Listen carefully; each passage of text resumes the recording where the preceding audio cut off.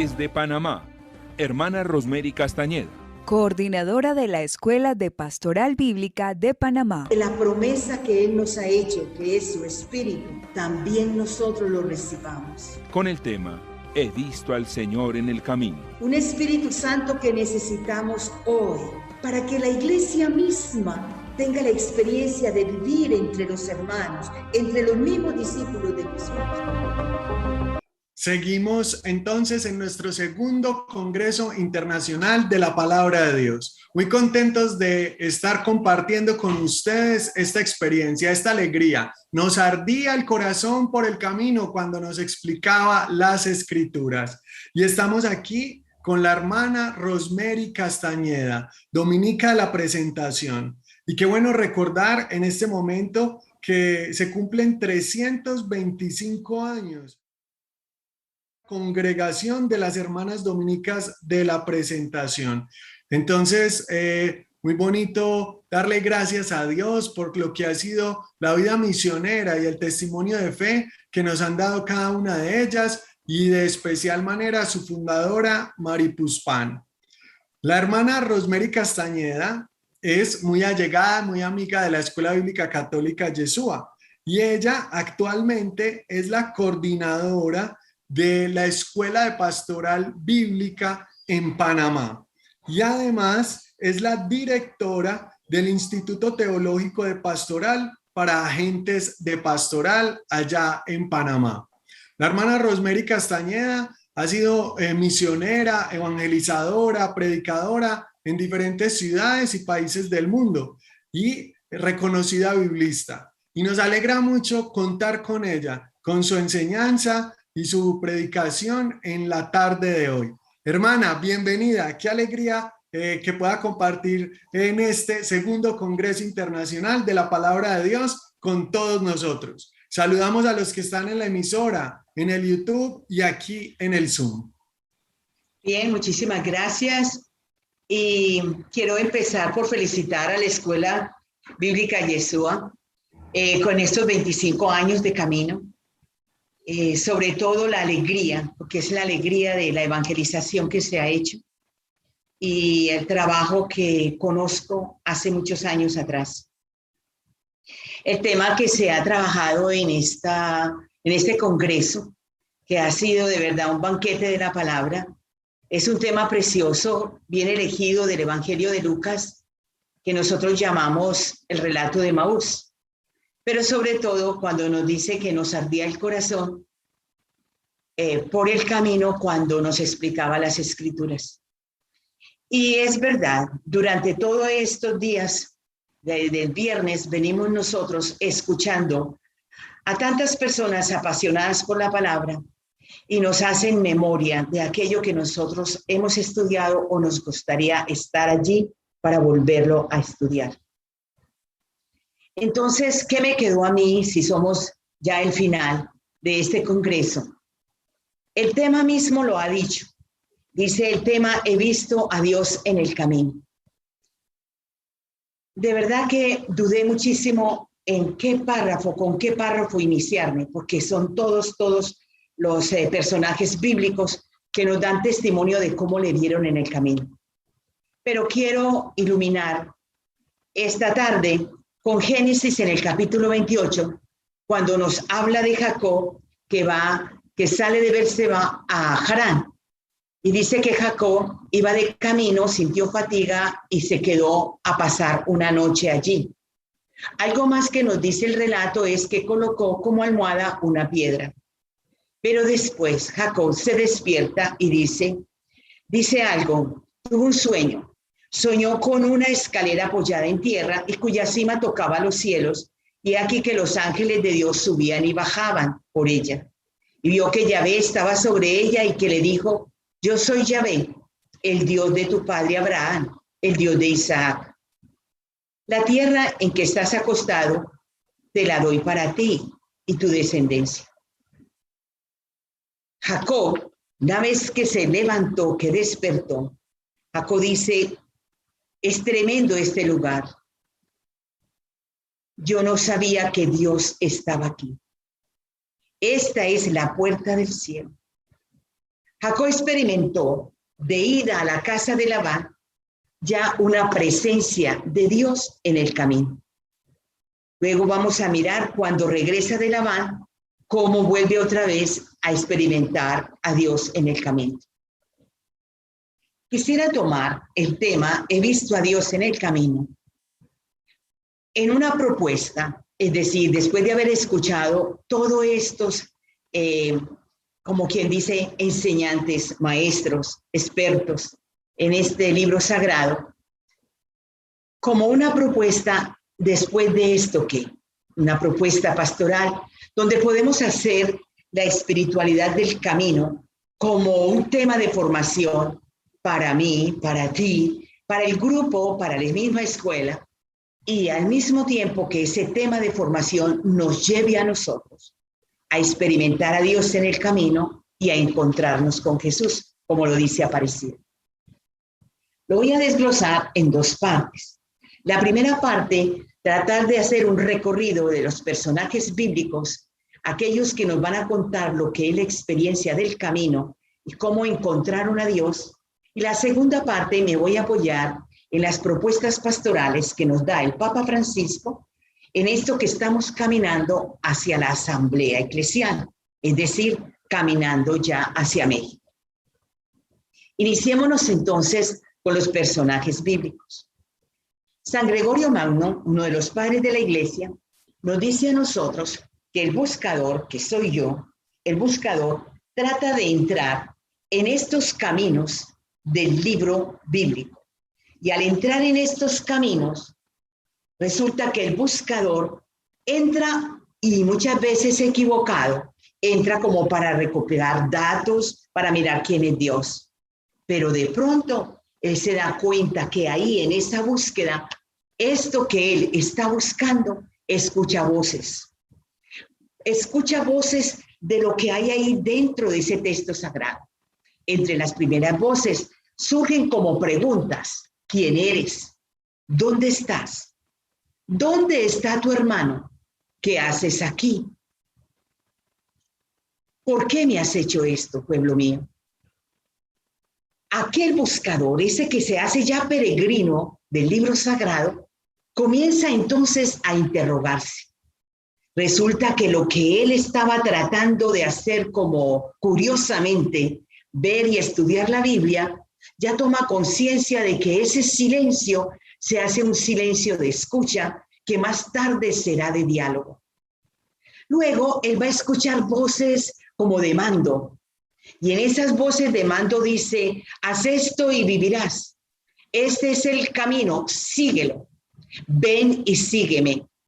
Y de pronto dice: levántate. Ese levántate lo vamos a encontrar en muchos patriarcas y en muchos profetas. Es ahí donde comienza entonces el buscador, que más tarde se va a hacer el peregrino, a darle respuesta. Señor, soy un hombre de labios impuros. Soy un hombre de poca fe. Aumenta mi fe. Y luego comienza a decir: creo, Señor, apártate de mí, que soy un pecador. Queremos ver a Jesús. Es fascinante entrar en estos textos sagrados, tanto en el Antiguo como en el Nuevo Testamento, porque lo que nos va narrando es un drama, es acción, es vida.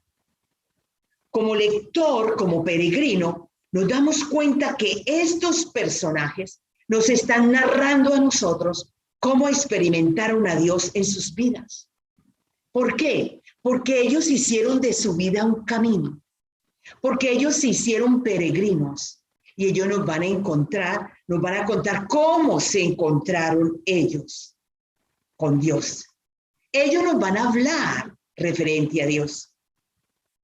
Así fue Abraham. Abraham dice, nos cuentan, nos narran, sobre todo ahora que acabamos de escuchar al rabino Gustavo, nos hace ver cómo Abraham sale de la civilización de Babilonia a caminar a un país que él no conoce, y es el nómada. También podemos hablar de Moisés. Moisés estaba viviendo en el palacio del faraón y de un momento a otro Moisés tiene que huir al desierto. ¿Qué no decir de Jacob, con quien empezamos nosotros, como nos cuenta él, en qué forma experimentó a Dios en el camino? Pero el mismo Jacob nos hace ver en el capítulo 32 del Génesis, en qué forma él, cuando ya regresaba de la casa de su tío Labán, se encuentra con aquel ángel y en una lucha que pasan toda la noche, Jacob queda vencido. Después vamos a mirar cómo los caminos de estos patriarcas a veces son encrucijadas, como le pasó a Jacob. Podríamos meternos en el profeta Elías, ese que es de los profetas mayores, que tanto le dice al judaísmo. El profeta Elías nos está hablando a nosotros, sobre todo en aquel ciclo del capítulo 17, 18, vamos a empezar 17, 18, 19, nos vamos al 20, 21 y quizás 22. Pero el profeta Elías lo que nos está diciendo a nosotros es como Yahvé, este Dios le va dando y le va orientando su camino. El primer punto lo llevó a Kerit, el torrente. Pero ¿por qué nos está narrando de este torrente de agua? Porque resulta que Israel está en una sequía, no llueve. Sin embargo, a Elías lo lleva al torrente. Parece que Elías se olvidó completamente de aquellos. Y al olvidarse de aquellos que no tenían agua, el torrente se seca. Pero Yahvé le dice, salte de ahí y vete para Sarepta, es decir, a una tierra de paganos, donde una mujer que es viuda y anciana, donde aquella mujer que tiene un hijo que ya casi se muere. Y allí estuvo el profeta. Y el profeta vio y encontró en esta mujer, que más tarde lo va a ver, los verdaderos gestos de lo que son los pobres de Yahvé. Allí estuvo Elías 3 años. Dios pensó que Elías ya había adquirido cierta formación de ese camino y lo envía para que se presente donde el rey Ahab. Dile al rey Ahab una buena noticia, que va a llover. Elías se regresa y va donde el rey Ahab, pero no va a darle la buena noticia. Él va a hacer ver que más bien en el Monte Carmelo reúne a su pueblo en torno de él. Y allí nosotros podemos decir todo lo que sucedió. Elías quiere, como en ese sentido, lograr que todo el pueblo a la fuerza acepte a Dios. Pero no es así. Al final, Elías toma una decisión y es de degollar a los falsos profetas. Una vez que la reina Jezabel se da cuenta de lo que Elías ha hecho, entonces le manda a decir que le va a suceder esto y peor. Elías se muere de miedo y va rumbo al desierto. Camino al desierto sabemos que Elías se fatiga y allí experimenta la voz del ángel que le dice, levántate y come. El camino es largo. ¿Hacia dónde va Elías? Va a Oreb. Podemos ver entonces cómo Elías nos está contando a nosotros su vida como caminante, como peregrino y las experiencias que él ha tenido de Dios en estos caminos. Podríamos decir algo más. ¿En qué forma se puede afirmar entonces si Dios está cerca del hombre y cerca de su pueblo? El rabino Gustavo se quedó ahí en el relato de Moisés junto a la zarza. Y nos explicó muy bien los 4 tiempos, en la forma como Yahvé se presenta en esta zarza que no se apaga y le dice, yo he oído, yo he visto y todavía veo y conozco la opresión de mi pueblo y yo he bajado para liberarlos. Es a partir de ahí, en ese momento, en esa zarza, donde experimentamos que este Dios del pueblo de Israel es un Dios peregrino, es un Dios que está al lado de los que sufren, de aquellos que nosotros decimos aquí en América Latina, de aquellos olvidados, los crucificados. Es este Dios. Y por eso el credo de Israel, que también se mencionó y que está en el Deuteronomio capítulo 26, ese credo de Israel es un credo donde la misma familia hebrea Y todo el pueblo de Israel va escuchando y lo va recitando, porque hace ver que se cree en esas acciones de Dios, lo que Dios ha hecho con su pueblo, en qué forma lo guía, lo orienta, lo acompaña, lo rescata y lo salva. Israel dice que creyó en Yahvé cuando se metió en su historia. Y una vez que Yahvé se mete en la historia, Israel ya lo llama historia de salvación. Ustedes ven detrás de mí todo este camino de lo que nosotros llamamos este mismo camino de Dios, es un camino de salvación. Lleguemos entonces aquí donde nos va a decir San Gregorio Magno, nos va a decir muy bien. Entonces te vas a dar cuenta como peregrino, como buscador de esta palabra, que no hay que llegar a encontrar datos de Dios, sino que tú mismo te vas a hacer peregrino para que experimentes que Dios sí está contigo. Y en ese peregrinar, nosotros podemos leer muchas citas bíblicas, citas preciosas que nos van, de verdad, nos van mostrando que sí, que Dios habita, que Dios está.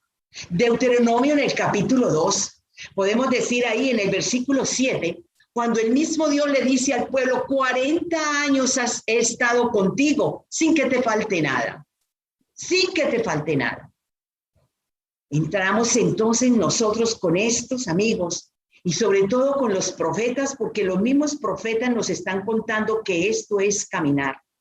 Isaías nos está hablando en el capítulo 40, después de que el pueblo ha pasado 70 años en el exilio y pensó que se había cerrado sus caminos. Isaías hace ver, mira, levántate y empieza a salir.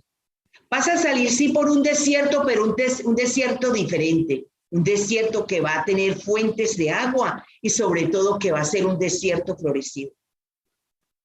El pueblo de Israel comienza a experimentar que regresar nuevamente allí donde ellos fueron expulsados, exiliados, al regresar, Yahvé nunca les olvidó. Aunque hubiesen estado 70 años en el exilio, como también estuvo el pueblo hebreo más de 400 años en Egipto. Y allí estaba Dios con ellos. Entremos entonces porque nos dice Pablo en la carta a los Gálatas en el capítulo 4, versículo 4, cuando dice que una vez llegado la plenitud de los tiempos, Dios envió a su hijo nacido de mujer, pero lo envió con una propuesta para rescatar al pueblo. Y llegada la plenitud de los tiempos, cuando llega, es este caminante, porque Jesús es un caminante. Nos lo dice Mateo ahí en el capítulo 9, que dice que caminaba por todas las aldeas de Jerusalén, dando buenas noticias, sanando, curando y haciendo milagros. El caminante, el Hijo de Dios, aquel que nos van a decir los sinópticos que peregrinaba a Jerusalén, entraba al templo, salía del templo, era un camino en camino, como lo dice Marcos en el capítulo 8. Y este caminante comienza a mirar la realidad y la situación de un pueblo hebreo que se sentía como abandonado. Se sentía en una situación tan difícil que el mismo pueblo, ese pueblo, los contemporáneos de Jesús, aquellos que se llamaban que era de la tierra prometida, ese pueblo sentía que las puertas se cerraban. ¿Por qué? Porque la ley le era muy pesada. Y era que había una gran dominación, no solamente política, sino una dominación religiosa. Que nosotros podemos decir que este pueblo como que tenía las puertas cerradas para entrar a ese templo de Dios. Pero cuando menos pensaron, sintieron que llegó un caminante que empezaba a hablar de tal forma que estos pueblos, estos abandonados, estos hombres del camino, empezaron a escucharle. ¿De dónde tanta sabiduría? ¿No es este el hijo del carpintero? ¿No se llama su madre María? Este hombre no es de allá de Nazaret. Y mientras más le escuchaban, más se fascinaban. Y resulta que este caminante, cuando empezó a expresarlos, comenzó con actitudes que debemos desarrollar nosotros hoy en nuestro camino. Primero, empezó a hacer del camino un lugar de encuentro. Se encontró con aquella mujer, aquella misma mujer que nosotros decimos la viuda de Naín. Jesús iba caminando, dice, por Galilea, y escuchó un llanto de alguien que sufría y gritaba. Cuando menos pensó, era esta mujer de Naín, viuda y su único hijo muerto. Es ahí donde el pueblo va a notar que este hombre se inclina hacia los pobres, los abandonados, los sufrientes. Sacó espacio de encuentro con aquella mujer de Tiro. Recordemos que nos dice tanto este evangelio cuando lo leen. Aquella mujer que supo que estaba en su tierra, en las afueras de Galilea, y allí quiso verlo, pues su hija estaba endemoniada. Al principio tuvo un poquito de incomodidad porque el maestro no estaba para escuchar, pero ella quiso esperarlo. Fue ahí donde el maestro, escuchándola a ella, expresa qué grande es tu fe. Mira, esa fe que tienes, tu hija ya está aliviada. Pero cuánto más, cómo él hace del camino un lugar de encuentro cuando se sienta allí, en ese pozo de Sicar, para esperar a otra mujer que es la samaritana. Hizo del camino espacios para favorecer que las otras personas fueran también escuchadas. Así lo hizo con Zaqueo. Cuando él iba de camino a Jericó, él inmediatamente le dice ahí, mira, baja, hoy me hospedaré en tu casa. Y es que nos dice el mismo evangelio de Mateo, nos está diciendo a nosotros que cuando él pasaba por los caminos, le sacaban enfermos, tullidos, cojos y ciegos, y los curaba. Con razón dice que este hombre pasó haciendo el bien. Era el hombre más conocido. ¿Por quiénes? Por aquellos pobretones, abandonados, enfermos. Pero sobre todo cuando él empezó a hacer del camino una predicación y un anuncio del reino. Cuando él les hablara que sí era posible llegar a Dios y que Dios era misericordia, perdón y amor. Y que Dios les escuchaba. Que les escuchaba también en los caminos. Y la gente comenzó a escucharlo. Y se invitaban unos a otros, vengan y vean, para que vean quién es este, el Galileo, el caminante, el peregrino. Miremos a ver hoy dónde está. Porque así nos va narrando el evangelio, cómo pasaba de ciudad en ciudad. Pero esto no convino a aquellos que estaban enclaustrados en sus palacios, ahí en el balcón. Cuando se dieron cuenta que lo seguían multitudes y que multitudes estaban siguiéndole por el camino, porque él eligió primero a sus discípulos y luego les mostró su programa de vida, ese programa de las bienaventuranzas, para que también otros le siguieran. Cuando aquellos otros que por celos, envidia, miedo y temor no querían que le siguieran, desde allí, desde el balcón o desde la ventana o allí desde la terraza, dictaron una ley.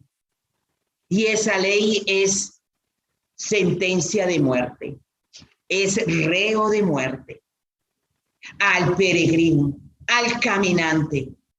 Pero este caminante va a experimentar que también en el dolor y en la cruz y en el sufrimiento, porque va a ser solidario de aquellos que se hicieron sus amigos. Confía en el Padre el proyecto que tenían los dos, porque los dos trazaron el mismo proyecto: trabajar para lograr plantar un reino solidario de amor, de perdón y de misericordia. Razón tenía el Papa Francisco cuando les dijo a los jóvenes allí en Brasil: dejen de balconear la fe, salgan a los caminos. Y es que desde el balcón es muy fácil dictar leyes. Desde allá es muy fácil mirar a los peregrinos y ver hacia dónde van y quiénes son sus amigos. Y es que desde allí, desde el balcón, yo puedo hacer teoría, la Biblia. Yo puedo estudiar y ya me sé la Torá, ya me sé el Pentateuco, ya me sé los Salmos, ya estudié profetas, yo ya estudié sinópticos, yo ya hice Apocalipsis. No es esto. Para nosotros que estamos en escuela bíblica, hagamos lo que nos dice este Santo Padre, Gregorio Magno. Es que estudiar palabra es dejar que se escuche las voces y sentir la invitación como lo sintieron estos patriarcas. Necesito de ti para poder continuar este plan, que mi plan es lograr que se dé la justicia y la misericordia. No podemos seguir pasando hojas y libros y quedarnos y decir que ya llevamos 8, 10, 11 años.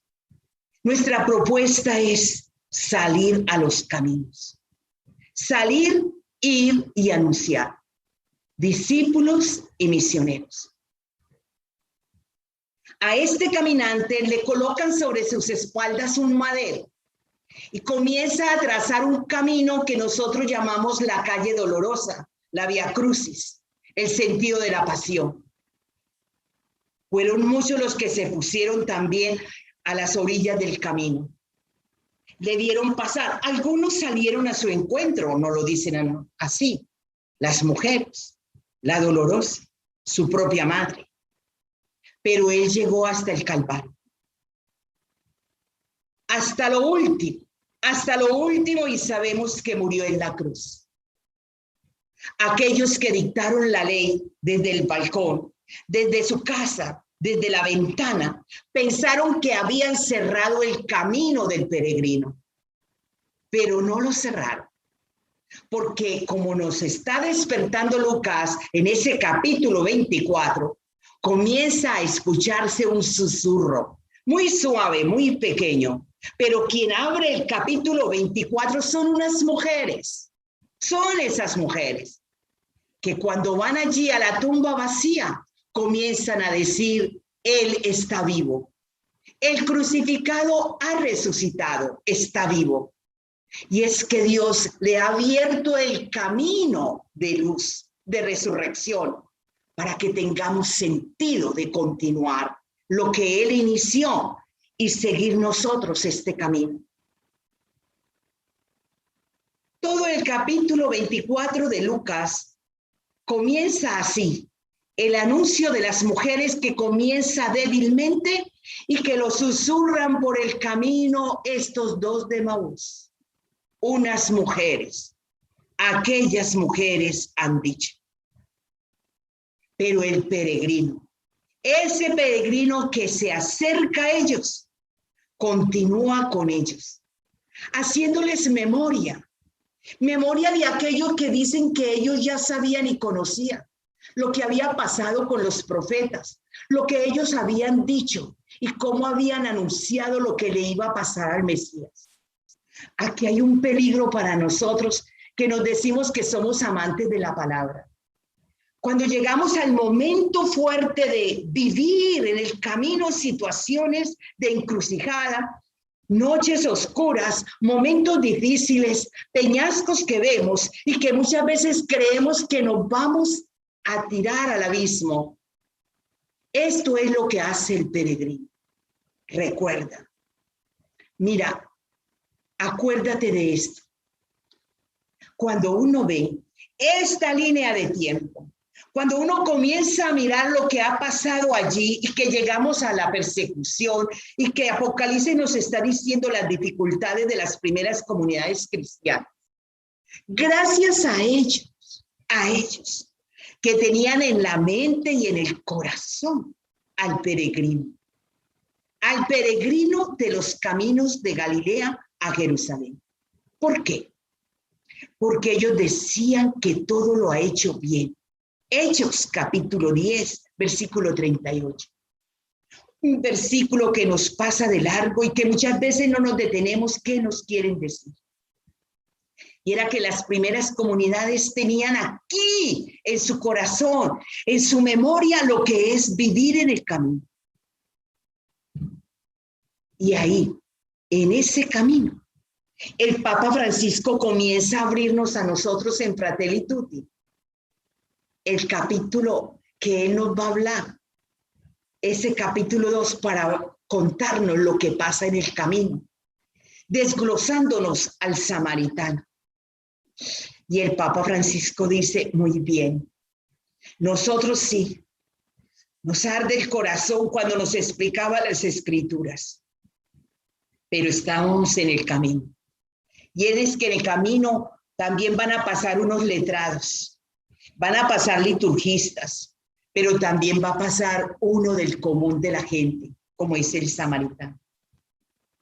El Papa Francisco nos está diciendo a nosotros que es ahí donde tenemos que hacer una verdadera lectura teológica y llena de la realidad de estos caminos que estamos viviendo hoy, con los pobres, los inmigrantes, los extranjeros, aquellos que también son mis enemigos.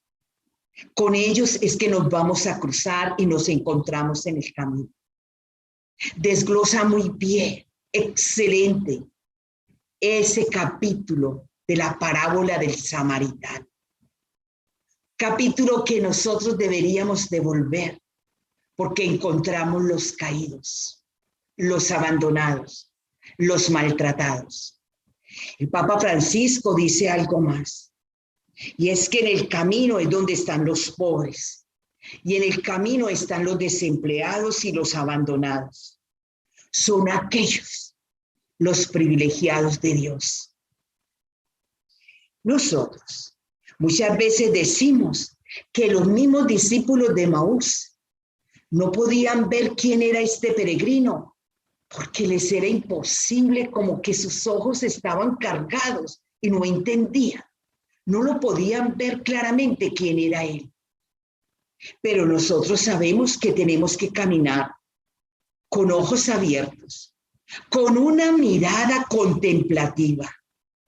Saber ver que en el camino también Dios se presenta y nos habla con los desechos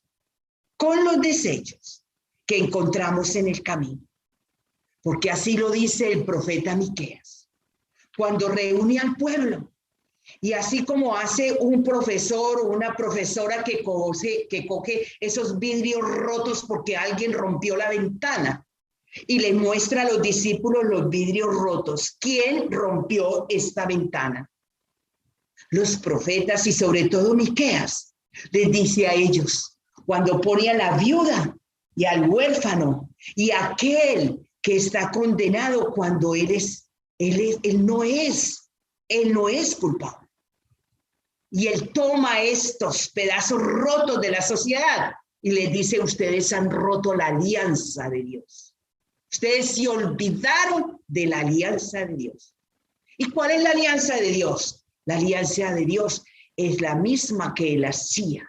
Recuerden lo que él hizo en el camino, lo que él hizo en el desierto, lo que él quiso con los profetas. Yo soy un Dios que me inclino hacia los más pobres, porque yo día tras día escucho su lamento, sus quejas contra los opresores. Yo sé lo que le están haciendo a mi pueblo. Yo conozco sus sufrimientos. Toda la Biblia nos va a decir, Miqueas, que se sintetiza en esto. Practica la justicia, la bondad y la misericordia con aquellos que están en tu camino. Entremos entonces ahora. ¿En qué forma y qué voy a hacer? ¿Qué me va a pasar a mí con este congreso? Un congreso donde yo he escuchado y me dicen que vuelva a entrar y que vuelva a escuchar. ¿Pero y qué? ¿Cuál es la práctica? ¿En qué quedó esto? Nosotros tenemos que sacar unos desafíos que Emaús nos está llevando y que el Papa Francisco nos lo colocó hoy para esta asamblea eclesial que estamos de camino. La misma asamblea eclesial nos colocó a nosotros más de 3 meses de escucha. Escuchemos al que está a un lado, escuchemos al que está al frente, escuchemos a esa familia que ha sufrido quizás pérdidas de sus seres queridos por el COVID. Escuchemos el planeta, Escuchemos a los desempleados, escuchemos a los jóvenes. Ellos están gritando. Y ese es el primer desafío. Una cultura del encuentro con el que es diferente, con aquel que piensa distinto a mí. Y escuchar. Dejar que su palabra, aunque su palabra sea distinta, deja que esa palabra también entre por tus oídos y caiga en tu corazón. Si los discípulos de Emaús hubiesen cerrado los oídos al peregrino, su corazón no ardía. No habían tenido la experiencia de lo que es una palabra dicha. Y este es el primer desafío. Escucha a los peregrinos que se acercan, porque se están acercando a ti. ¿De qué hablas? ¿Cuál es tu inquietud? ¿Cuál es tu propuesta? Sea el que sea, dice el Papa Francisco, lo primero que requiere el diálogo es el reconocimiento y la valoración del otro y de los otros, así como de la palabra que se da y se entrelaza en el diálogo y se experimenta al resucitado. Empecemos entonces por romper brechas y hacer diálogo con el peregrino, con aquel que quizás en el camino está solo, como el que está abatido por los ladrones. Segundo desafío, estar en salida, ir hacia las periferias. Esto es un grito del Papa desde que empezó su pontificado. Quiero una iglesia en salida, una iglesia misionera, pero una iglesia que vaya más allá, a las periferias. Emaús está en la periferia. Emaús no está en Jerusalén, está en las afueras. Y a Emaús van los derrotados, los desanimados, los deprimidos, aquellos que pensaron que su proyecto se rompió. Estos son los que van de camino a Emaús. Y la propuesta que debemos hacer es alto, alto. Porque mira, hay esperanza y hay deseo de vivir. Así nos lo explica el peregrino de Emaús, que es el resucitado. Tercer desafío, un acompañamiento solidario. ¿Qué es esto de solidario? Jesús dejó que ellos hablaran. Mira, nos había prometido, Él era el liberador. Nosotros pensábamos, llevábamos 3 años caminando con Él, creíamos tanto en Él. Mira lo que pasó. Pero ¿por qué le han hecho esto al justo? Escuchemos las quejas y los lamentos de nuestro pueblo. Y esas quejas y esos lamentos, aunque sean repetidos, es necesario que los volvamos a escuchar. ¿Por qué la muerte de los inocentes? ¿Por qué la condena de los justos? ¿Por qué el abuso de los niños? ¿Por qué el asesinato y violencia contra la gente que es buena y defiende lo nuestro? ¿Hasta cuándo el maltrato de la mujer? Gritos, lamentos que no son nuevos, que vienen años atrás, pero que se necesita este acompañamiento solidario. Es que la misión no es irnos, tener que ir al Amazonas. El Papa habla de aquellas fronteras que son existenciales, donde están en nuestros caminos aquellos que se cruzan. Otro desafío más, y es, Emaús es acogida al forastero. Quédate con nosotros que anochece. Los de Emaús experimentaron lo que experimentaban aquellos contemporáneos de Jesús en Galilea, que el mismo peregrino tenía que esconderse en los pueblos y que nadie supiera que él estaba por ahí, porque el pueblo quería escucharlo siempre.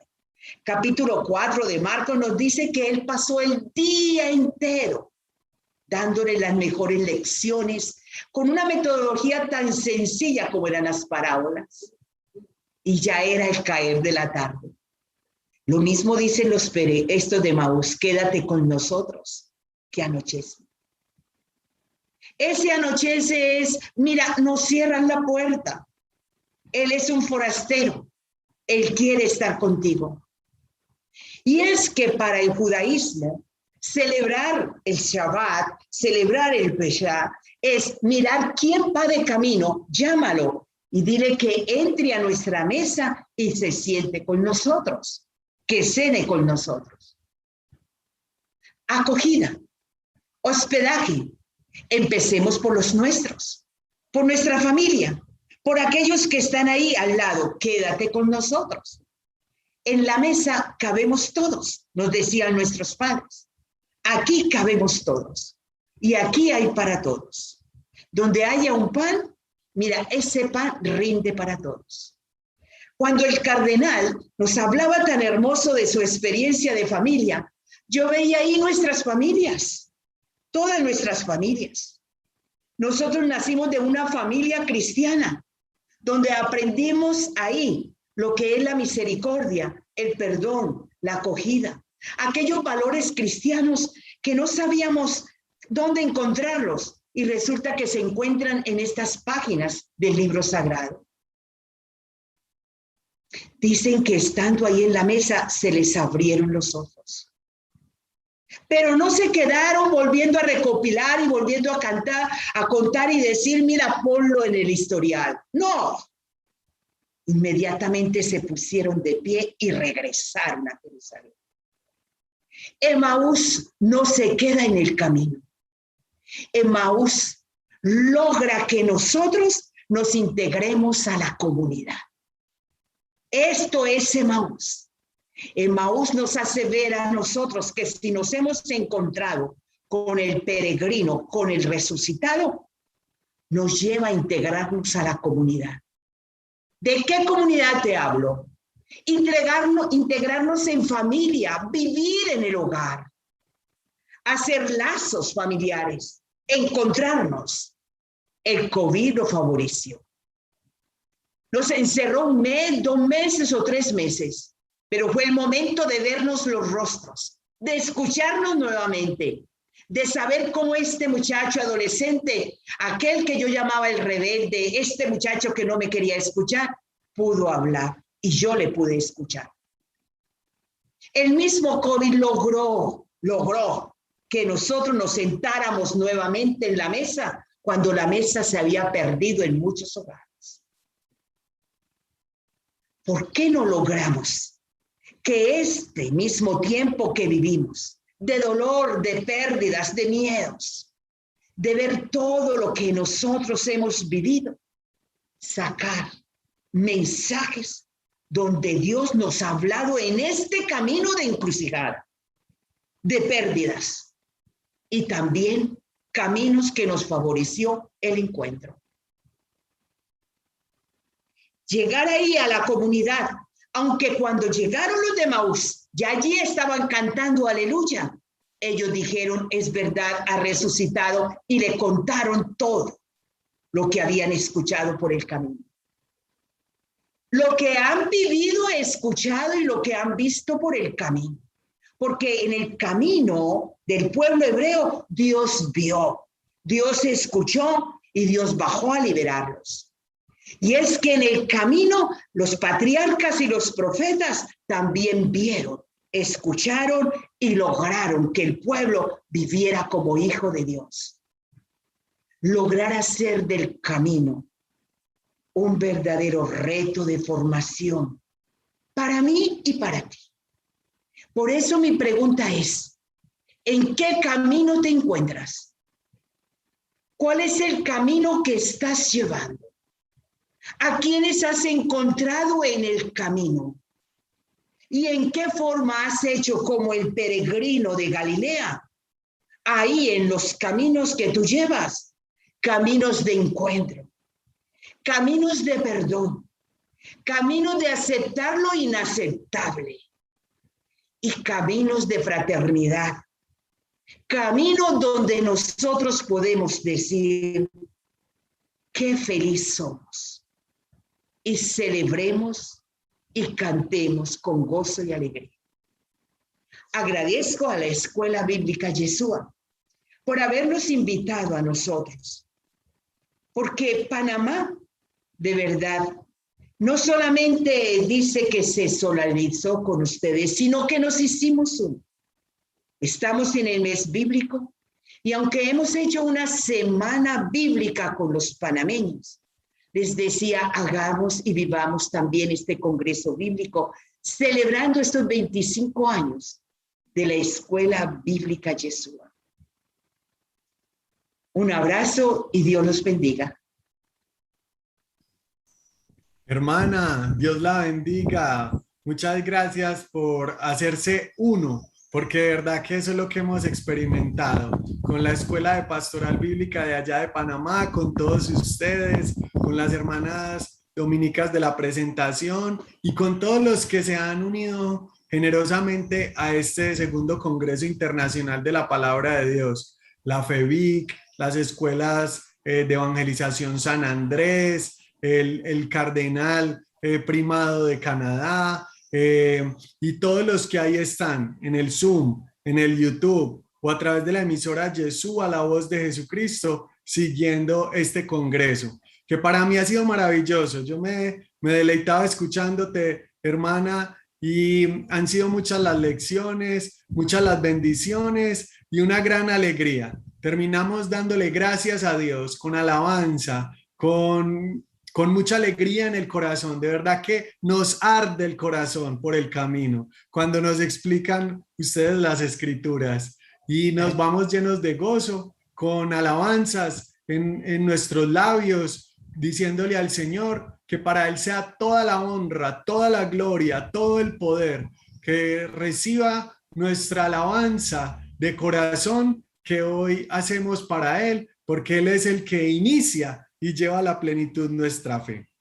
Dios me la bendiga, hermana, y muchas gracias. Bendiciones a todos y felicitaciones. Así que se me queda ese mensaje. No podemos quedarnos en el balcón. Desde el balcón es muy fácil hacer normas y decir, como cuando uno está viendo un partido de fútbol, ¿cierto? Ve, pero este ¿por qué no corre? Ve, pero este ¿por qué no hace el gol? Así es. Pues hay que entrar a no balconearnos la vida, sino entrar a hacer camino con el que es verdaderamente el camino, la verdad y la vida, Jesucristo nuestro Señor. En esta comunidad, en este camino que es nuestra Iglesia Católica, verdaderamente vivir en el camino. Dios me la bendiga. Desde el balcón, como dice el Papa Francisco, del balcón se puede dictar fácilmente sentencias, como la sentencia que les decía a ustedes que se dictó, reo es de muerte. Desde el balcón se puede mirar muchas cosas, pero lo más bonito que nos está llamando la misma historia de salvación, los mismos profetas, es que en los caminos están los platos rotos, es decir, los abandonados, los pobres, las viudas, los huérfanos, los desempleados, los inmigrantes, aquellos que quizás no tienen familia, ahí son los que están en los caminos. Yo te digo algo más, nosotros sí estamos celebrando 325 años de una fundación que es servicio de caridad, pero lo más bonito es ver cómo empezó nuestra fundadora Marie Puspan. Ella, aunque sea de ahí, de orígenes de París, pero ella nace ahí en Dourdan, donde tenía una empresa y una fábrica de medias. Esta mujer sale de Dourdan y se va de camino a Sambil, donde hay un pueblito abandonado por la situación de lo que pasó por la guerra de Francia. Y cuando esta mujer vio a niñas, a niños, la ignorancia, la pobreza, ella se quedó en Sambil y dijo, es aquí donde hay que empezar.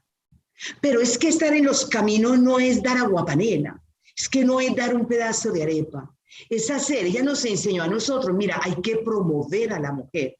Les enseñó sí a escribir, a leer, pero al mismo tiempo les enseñó los elementos de salud. Es decir, es que usted va a cuidar también al enfermo. Y le enseñó algo más, el tejido de medias, para que ellas también, estas muchachitas, trabajaran y fueran haciendo como otra empresa. Les enseñó como quien dice, aprenda a liberarse, a trabajar por sí mismo. Y este es nuestro carisma. La caridad de nosotros no es dar, es promover a mujeres, a jóvenes, a varones, para que ellos sean profesionales, sean ellos mismos. Y como decimos aquí en Panamá, hagan su propia empresa.